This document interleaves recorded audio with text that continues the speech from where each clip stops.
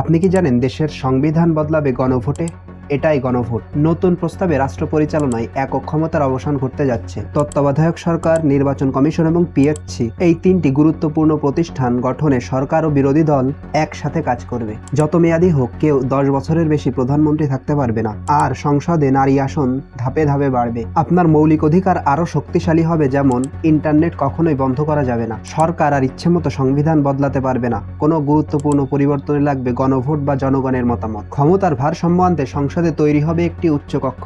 বিচার ব্যবস্থা কাজ করবে সম্পূর্ণ স্বাধীনভাবে। রাষ্ট্রপতিও আর ইচ্ছামতো দণ্ডপ্রাপ্ত অপরাধীকে ক্ষমা করতে পারবে না। রাষ্ট্রপতি এবং প্রধানমন্ত্রীর ক্ষমতায় থাকবে স্পষ্ট ভারসাম্য। বিরোধী দল থেকে আসবেন ডেপুটি স্পিকার এবং গুরুত্বপূর্ণ সংসদীয় কমিটির সভাপতিরা। রাষ্ট্রভাষা বাংলার মর্যাদা অক্ষুণ্ণ রেখে অন্যান্য জাতিগোষ্ঠীর ভাষাও পাবে সাংবিধানিক স্বীকৃতি। এটা শুধু পরিবর্তন নয়, এটা জনগণের ক্ষমতা ফিরে পাওয়ার লড়াই। আপনি কি এই গণভোট চান? গণভোট মানে ক্ষমতা জনগণের হাতে।